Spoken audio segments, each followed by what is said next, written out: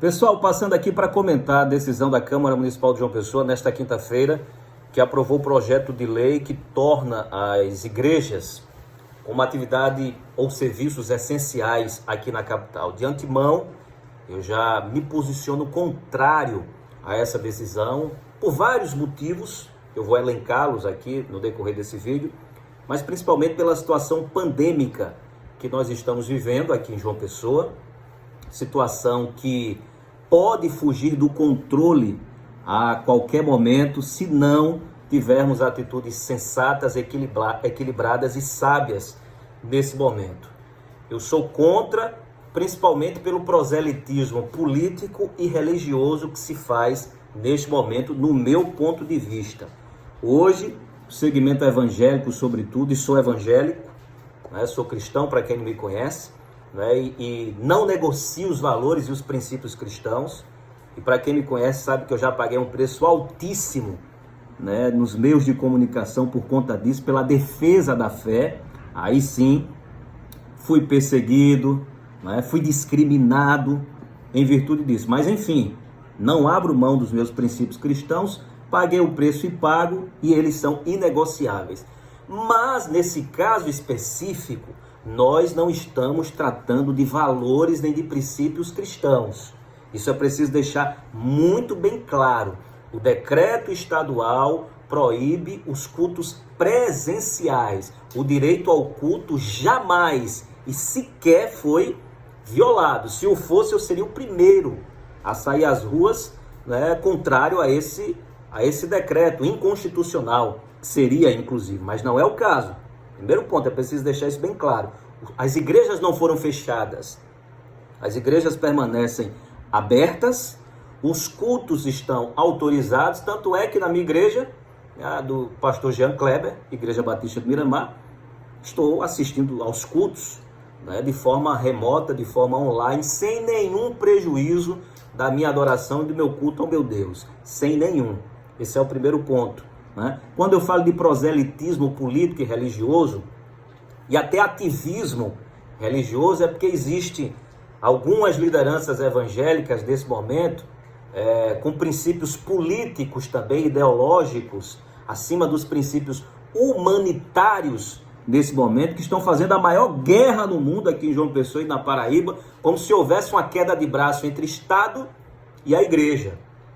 E para quem tem um mínimo de lucidez, permite que não existe isso em nenhum momento, até aqui, né? Até aqui não existe nenhum momento coisa que se assemelhe a essa narrativa que, no meu ponto de vista, está servindo mais para desagregar, desunir e dando a sua contribuição negativa sobre esse cenário caótico que nós estamos vivendo dessa pandemia aqui na capital. Então, muitos vereadores, inclusive políticos, de olho nesse segmento que cresce a cada ano, né, eleitoralmente falando, né, e da força que ele tem, tanto é que elegeu um presidente da República, e o presidente tem esse segmento como sustentáculo, como a sua base eleitoral. Muitos estão fazendo proselitismo político e jogando para a galera de forma irresponsável até.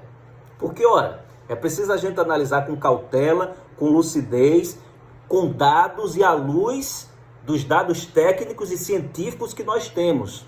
Qual o problema das missas, dos cultos, das cerimônias religiosas? Aglomeração, simplesmente. E aí vão dizer, não, mas tem bar, tem restaurante, tem que está funcionando, tem os transportes públicos, né, que estão lotados. De certo, concordo também. Mas não errando de um lado que vai se consertar um outro erro. A gente se corrige esse erro. Porque essas atividades de locomoção, de mobilidade, elas são de fato essenciais. Elas são essenciais, né? Inclusive para o motor da economia funcionar. É necessário que elas aconteçam. Agora, realmente, eu sou um fiel cumpridor, né, da lei, sou legalista, e os decretos precisam ser cumpridos. Precisa haver fiscalização em relação a isso. Em relação aos bares, eu acho que é uma comparação infantil até, comparar com bares e restaurantes, que fazem parte da cadeia econômica, e aqui fica de fora o debate religioso, tá? Ninguém está entrando num debate religioso nem emotivo, mas um debate baseado em dados, né, em ciência, que é o que eu me proponho a fazer. Bares e restaurantes são motores extremamente importantes da cadeia econômica do nosso estado, do Brasil e de qualquer um país. Vocês defendam que os bares sejam fechados e os restaurantes para que gerem mais desemprego, mais caos, mais desgraça na nossa cidade e no nosso país? Eu creio que não, né?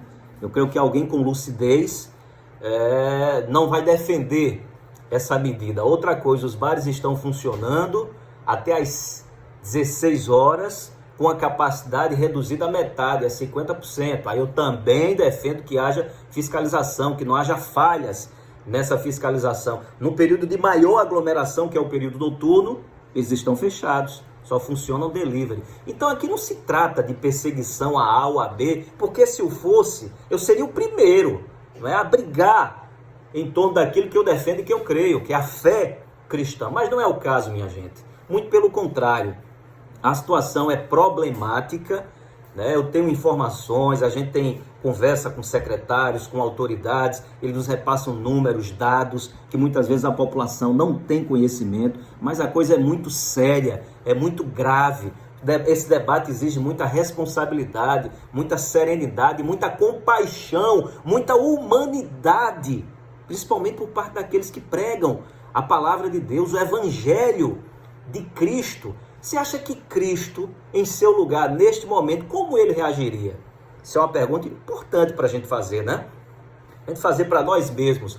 Em meu lugar, existe até um livro que fala sobre isso, né? Em seus passos, o que faria Jesus? Diante de um cenário como esse, Jesus em seu lugar, ele estaria hoje brigando com as autoridades, um discurso de revolta, sabe, de indignação, por uma questão temporária, tem prazo de validade, ou Jesus estaria compreendendo a situação? Óbvio que ele tem poder sobre todas as coisas e ele poderia curar, repreender essa pandemia, mas humanamente falando, ele que disse, dá a César o que é de César, eu vim para cumprir as leis dos homens. Você acha que dentro dessa narrativa, desse comportamento, ele estaria hoje criando confusão, contenda, conflito, colocando a igreja como alvo, sabe, de muitas críticas, de má compreensão até, de má interpretação por parte da sociedade de uma forma geral por esse comportamento inadequado? Vocês concordam com isso ou não?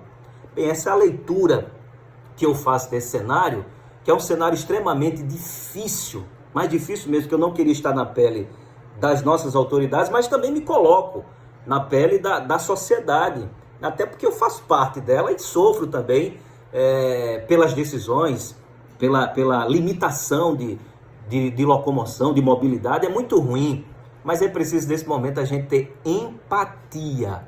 Eu acho que a palavra que está faltando neste momento é essa empatia, a capacidade de me colocar no lugar do outro, do próximo, do profissional de saúde, daquele que está no hospital, que corre, né, o risco iminente de ficar sem uma vaga. A gente vai querer que Manaus venha para aqui, para João Pessoa, exemplo de Manaus, venha para aqui, para João Pessoa, onde falta vagas. Nós estamos com 87% da nossa capacidade hospitalar ocupada, as UTIs, né? Se medidas como essas não forem tomadas, vai ter o caos, vai ter o colapso, né? E aí a gente muitos estão voltando às discussões lá atrás, tal, quem errou, quem não errou. Concordo também que muitos erraram, né? Mas agora é preciso a gente olhar esse momento para frente, salvar vidas, que inclusive pode ser a minha e a sua também, e chegar daqui a um tempo, né, e pelas previsões, se continuar do jeito que vai, um tempo não tão longe, a gente precisar de uma unidade hospitalar e estarem todas lotadas, né? Então não é isso que nós queremos, não é isso o que eu quero. O índice de transmissibilidade da doença está algo fora do normal, fora do comum, fora do controle. Para você ter uma ideia, ontem era 1,12% a taxa de transmissão. Isso significa dizer que cada pessoa contaminada pode transmitir a doença para 112 pessoas. A doença está sob controle quando esse índice, quando essa taxa está abaixo de 1, ou seja, estamos distantes. Por isso essas medidas são importantíssimas. E a colaboração da igreja nesse momento é fundamental. É fundamental para a gente conter o avanço desse vírus, para a gente tentar baixar essa taxa de transmissão e tentar ir flexibilizando e voltar aos nossos cultos normais, que é o que eu quero, que é o que você quer também. Mas nesse momento eu peço a empatia, sobretudo, do povo de Deus, do povo cristão, sabe? É se colocar no lugar do outro, ser um instrumento de paz, de pacificação aqui na terra, do que servir como instrumento de guerra, de revolução ou de qualquer tipo de ativismo político e religioso.